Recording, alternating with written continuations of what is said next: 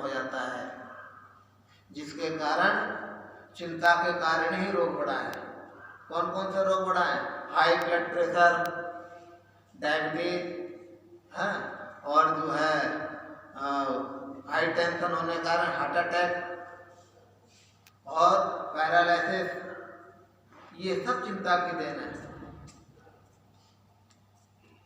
प्रारब्ध तो है ही है, लेकिन टेंशन, बस एक सूर्य नारायण पूरी सृष्टि को तपा रहे हैं।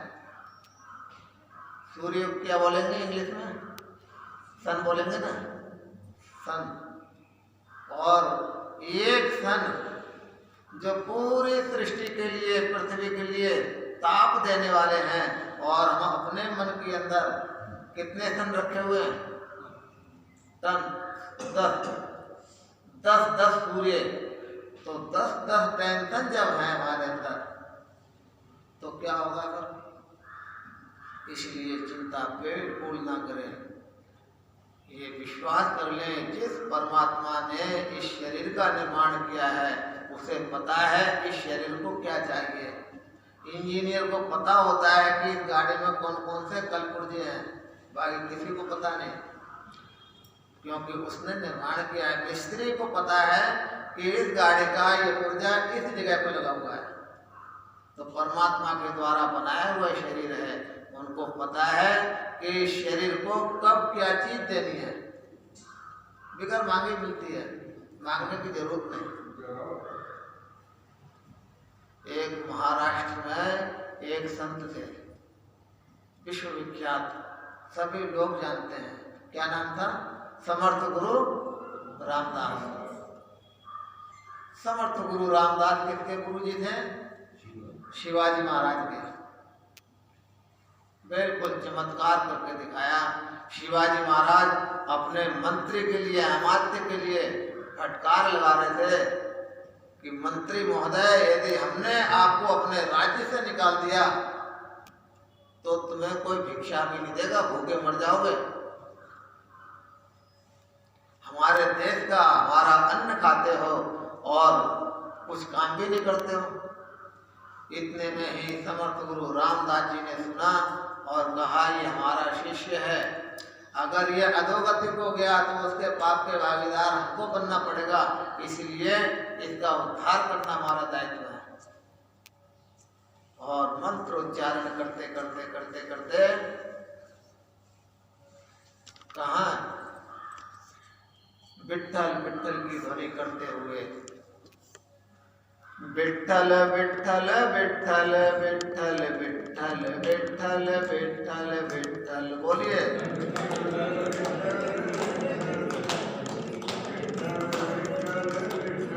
विठ्ठल विठ्ठल विठ्ठल विठ्ठल विठ्ठल भगवान का नाम उच्चारण करते हुए समर्थ गुरु रामदास जी किनके सामने पहुंचे हैं? अपने शिष्य के सामने, और कहा, शिवाजी क्या बोल रहा था? क्या हुआ? अपने मंत्री को तू डांट लगा रहा है, क्या तू इसकी रक्षा करता है? चल मेरे साथ, आज मैं तुझे चमत्कार दिखाता हूँ। लेकर के गए हैं महाराज, और कहा एक पहाड़ के ऊपर, उस पहाड़ के ऊपर एक इतना बड़ी शिला, पत्थर।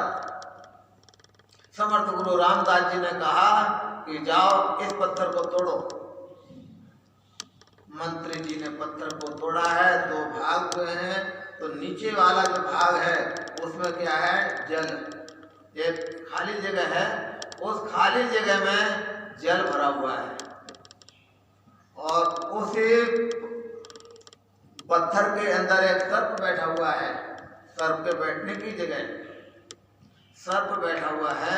2 मेंढक हैं, एक मेंढक जल के अंदर और दूसरा मेंढक मुख के अंदर, सर्प के मुख के अंदर।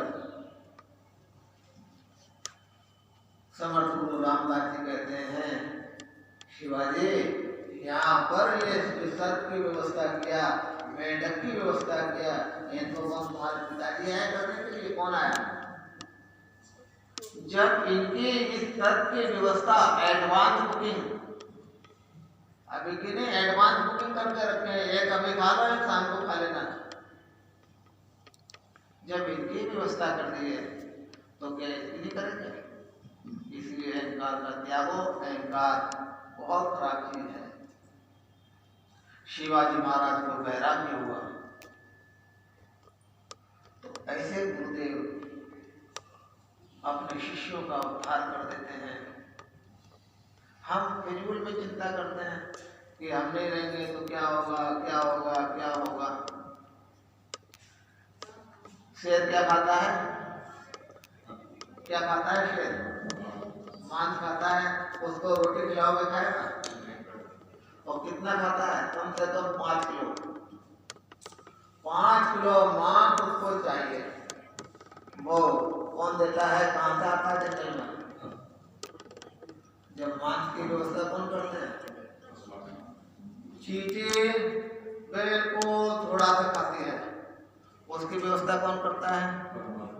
हाथी कितना कुंटल खा जाता है, उसकी व्यवस्था कौन करता है?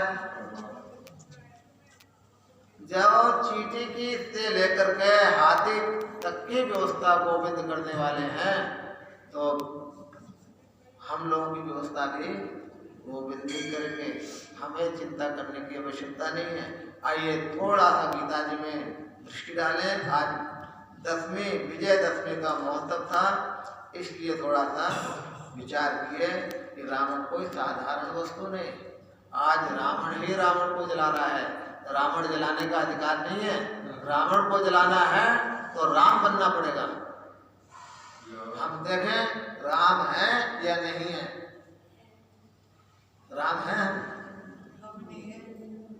हमारे अंदर कितनी बुराइयां हैं, पहले उन बुराइयों को निकालें। हम मर्यादा का पालन करें, मर्यादा पुरुषोत्तम बने, तब हमको रावण जलाने का अधिकार है।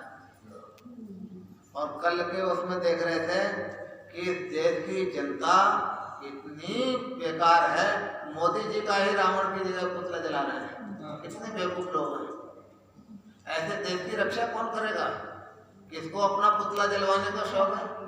मोदी जी जो कर रहे हैं वो क्या अपने लिए कर रहे हैं? देश की रक्षा के लिए।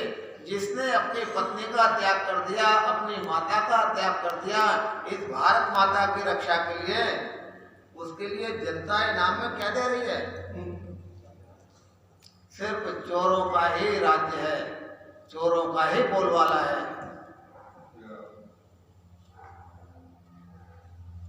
नरेंद्र मोदी जैसा नेता अगर ये गुम हो गया, खो गया, कर भारत बहुत पछताएगा, नहीं मिलेगा। देश के लिए कर रहा है, वो अपने लिए नहीं। वो भी अपनी पत्नी के साथ में आराम से ऐशो आराम से रह सकता था। क्या जरूरत है रात्रि में उठने की? सिर्फ 2-3 घंटे सोए, नींबू पानी पिए नवरात्रों में। लेकिन जो धर्म का कार्य करते हैं, उस धर्म के कार्य करने में अनेकों प्रकार की विघ्न बाधाएं आती हैं। उनको फिर जानकार लोग अपने दिल पर नहीं लेते हैं। ठीक है, समाज है, अपनी अपना स्वभाव है। बिच्छू अपना स्वभाव कभी नहीं छोड़ेगा। जितनी बार पकड़ोगे उतनी बार वो काटेगा। जब बिच्छू अपना छोटा सा जीव अपना व्यवहार नहीं छोड़ सकता है तो हमको अपना व्यवहार छोड़ना है। हमारा स्वभाव क्या है? समाज की अच्छा करना, समाज को अच्छा करना, समाज को सही मार्ग पर ले जाना। समाज उसके बदले में क्या देगा हमें? नहीं देखना ही नहीं। कोई फूल माला बंधा रहा है, कोई अपमान कर रहा है। तो देश की रक्षा करते करते यदि कठिनाई आती है, परेशानियां आती हैं, तो गोविंद की शक्ति साथ है, भगवती की शक्ति पीएम के साथ में है। कोई भी पूरा महागठबंधन बन जाए, पूरा भारत खिलाफ हो जाए, देखते हैं 2024 का चुनाव कैसे हारते हैं। नहीं हारेंगे। तो ये एक विषय है धर्म की विजय अवश्य ही होती है। तो इसलिए थोड़ा सा विषय आया था। रावण कोई साधारण वस्तु नहीं, रावण एक दिव्य है। वो भगवती को, जानकी जी को अपनी पुत्री मानता था। पुष्प लेकर के दर्शन करने जाता था। और जब राम जी के साथ में युद्ध कर रहा था तो भगवती चंडी की गोद में बैठ करके युद्ध कर रहा था कि तुम मेरी गोद में बैठ कर युद्ध कर। और ये भगवान श्री राम जानते थे, विभीषण को नहीं पता कि रावण के हृदय में जानकी जी का निवास है, मतलब आत्मस्वरूपेण जानकी जी का निवास है और जानकी जी के हृदय में मेरा निवास है, मेरे हृदय में समस्त सृष्टि का निवास है। इसीलिए यदि हम डायरेक्ट बाण मारेंगे तो क्या होगा, जानकी रावण के हृदय में लगेगा। रावण के हृदय में किसका निवास है, जानकी जी का, और जानकी जी के हृदय में जाकर के लगा तो जानकी जी के हृदय में मेरा निवास है, मुझे लगा जाकर के। जब मेरे हृदय में संपूर्ण सृष्टि विराजमान है तो संपूर्ण सृष्टि नष्ट हो जाएगी। इसलिए राम जी ने क्या किया है, बुद्धि पहले 31 बाण छोड़े हैं, बुद्धि धारा प्रवाह, जिससे कि जो जानकी जी का ये जप कर रहा है मंत्र का, सीता मैया का जो जाप कर रहा है वो विस्मरण हो जाए। धारा तोड़नी है अमृत की, तो अमृत स्वरूपा है, सब जानते थे रावण। इसलिए भगवान ने अपने भक्त का उद्धार करने के लिए सारी लीलाएं किए हैं, हम क्यों निमित्त बने। आइए अब जो है एक श्लोक देखते हैं, समय होने वाला है। कल के प्रसंग में आपने सुना था कि सुख दुख सहन करने से हम मोक्ष के अधिकारी बनेंगे। अगर सुख दुख हम सहन नहीं करेंगे, छोटी छोटी बातों पे हम क्लेश करते रहेंगे, कभी सर्दी से व्याकुल हो गए, कभी गर्मी से व्याकुल हो गए, कभी जुकाम से व्याकुल हो गए, तो फिर हम उस परमात्मा तत्व की प्राप्ति में आगे नहीं बढ़ पाएंगे। इसीलिए भगवान ने कहा है जो असत वस्तु है उसका कभी भी क्या नहीं होता है, अभाव नहीं होता है, अभाव नहीं होता है, भाव नहीं होता है।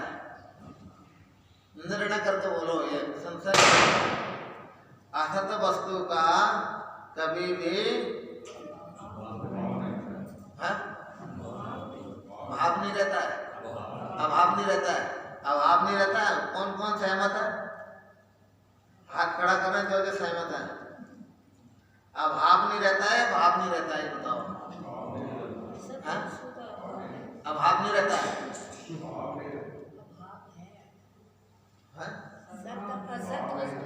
भाव नहीं रहता है ना। हाँ, भाव नहीं रहता है, भाव का मतलब अस्थि। वो तीनों कालों में असत वस्तु है ही नहीं, और सत वस्तु का कभी भी अभाव नहीं रहता है, तीनों कालों में विद्यमान रहती है, वो सर्वत्र है, वो है हमारा अपना स्वरूप। ये आने जाने वाले हैं, सुख दुख, शीतोष्ण सुख दुख, ये सब आने जाने वाले हैं। इसलिए क्या करो, सहन करो। और ये वो विनाशी है, शीत उष्ण सर्दी गर्मी हानि लाभ, ये क्या है, विनाशी है, आज है कल नहीं रहेंगे। और अविनाशी क्या है, जिसका कभी भी विनाश ना हो। देखिए उच्चारण करते हैं श्लोक का, अविनाशी तु तद्विद्धि येन सर्वमिदं ततं विनाशमप्यस्य यास्य न कश्चित् कर्तुमर्हति। अविनाशी तू तद विद्धि, तुम उसको अविनाशी जानो। किसको, सर्वम इदम, जो सभी जगह वर्तमान सभी जगह है, जो उसका अविनाशी थी, अविनाशी न विनष्टुम शीलम अस्य इति, जिसका विनाश होना स्वभाव ही नहीं है, जो कभी भी अपने स्थान से च्युत नहीं हो सकता है, नीचे नहीं गिर सकता है, कभी भी उसका विनाश नहीं हो सकता है। वो क्या है? वो अव्यय है, जो जिसका कभी भी व्यय ना हो, जिसका कभी भी। हमारे पास में 100 रुपए है, 100 में से 1 रुपए कम हो गया, क्या हो गया? 1 रुपया तो व्यय हो गया ना, खर्च हो गया। तो ऐसा वो नहीं है, वो कैसा है? अव्यय है एकदम। जिस आत्मा से, तद आत्मा से ये संपूर्ण क्या है? व्याप्त है। वो बोल रहे हैं ना, उसको तुम अविनाशी जानो। सर्वम इदम, संपूर्ण। इदम का मतलब है सन्निकृष्ट वस्तु, जो इंद्रियों को दिखाई पड़ने वाला है। जैसे देखिए ये सन्निकृष्ट है ना, पास में है। इदम से, इदम बोलिए ना, इदम, अयम, इदम, ये वस्तु सामने जो हो, पास में हो, उसको इदम शब्द से कहा जाएगा। एतत् वस्तु पास में, सा का मतलब दूर है, दूर वस्तु को। तो इदम, जो संपूर्ण संसार, इदम वस्तु से किसको लेंगे? संसार को लेंगे, जो आंखों का विषय बन रहा है। तो येन सर्वम इदम, इदम जो संपूर्ण वस्तु है, संसार है, इस संसार को क्या करता है? जिसने व्याप्त कर रखा है, व्यापक रूप में है संसार। संसार में वह व्यापक रूप से है और संसार व्याप्य है। संसार में ओतप्रोत क्या है? जैसे देखिए माला है, माला पहनते हैं ना, रुद्राक्ष की, स्फटिक की। तो उस माला के अंदर एक धागा है, वो धागा क्या है? सभी दानों में ओतप्रोत है। तो वैसे ही जैसे और देख लीजिए, माला में तो भेद भी हो सकता है, लेकिन बर्फ और जल में भेद है। ठीक संसार ऐसा ही है। परमात्मा किस तरीके से है? जैसे बर्फ में जल, इस तरीके से जो है परमात्मा कूटस्थ है। उस कूटस्थ रूपी बर्फ में, संसार रूपी कूटस्थ जो संसार है, ये संसार में, बर्फ रूपी संसार में जल जो है वो परमात्मा है। सर्वम इदम ततम, वो कहता है विनाशम, विनाश रहित है, विनाश रहित है। उस अव्यय आत्मा का कोई भी विनाश नहीं कर सकता है।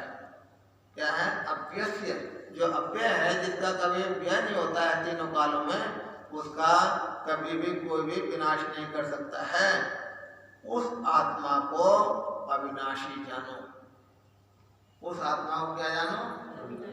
सुख दुख, शर्ते गर्मी, हानि लाभ, जन्म मरण, जितने प्रकार के हैं वो सब क्या हैं? विनाशी हैं। अभी हैं, अभी भूख लगी है, भोजन कर लेंगे, फिर वो दुख कहाँ चला गया? दुख का विनाश हो गया नहीं, लेकिन थोड़ी देर के बाद में फिर भूख लगेगी, फिर भोजन कर लिए तो क्या हो गया? फिर विनाश हो गया। तो ये विनाशी हैं। अभी रहेंगे थोड़ी देर में, थोड़ी देर के बाद में खत्म, फिर आएंगे, फिर चले जाएंगे। तो ये विनाशी हैं। अविनाशी किसको जाने?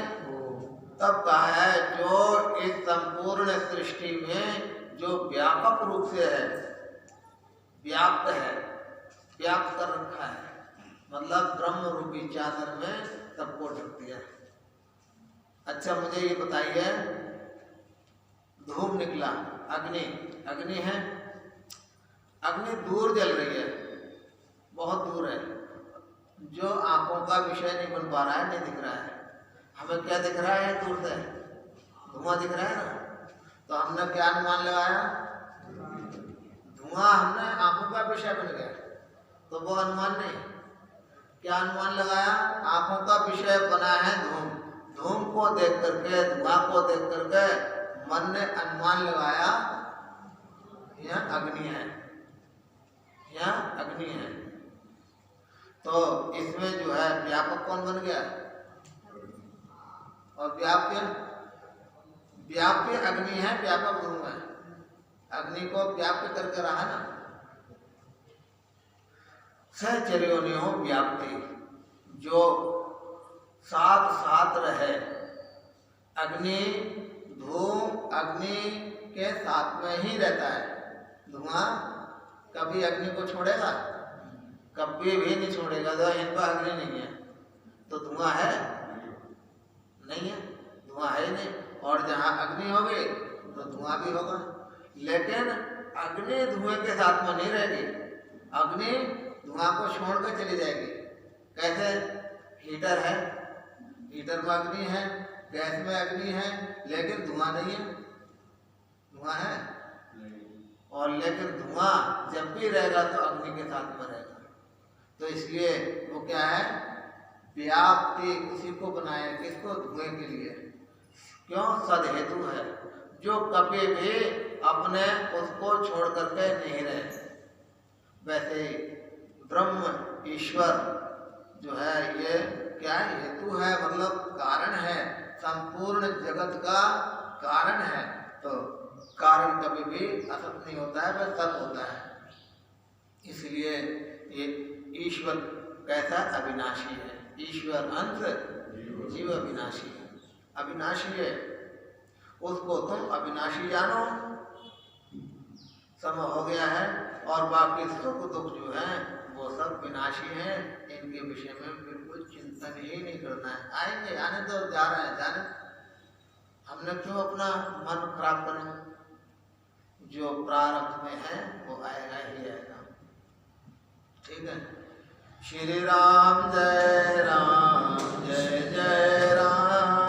श्री राम जय राम, जय जय राम। श्री राम जय राम, जय जय राम। श्री राम जय राम, जय जय राम। श्री राम जय राम, जय जय राम। श्री राम जय राम, जय जय राम।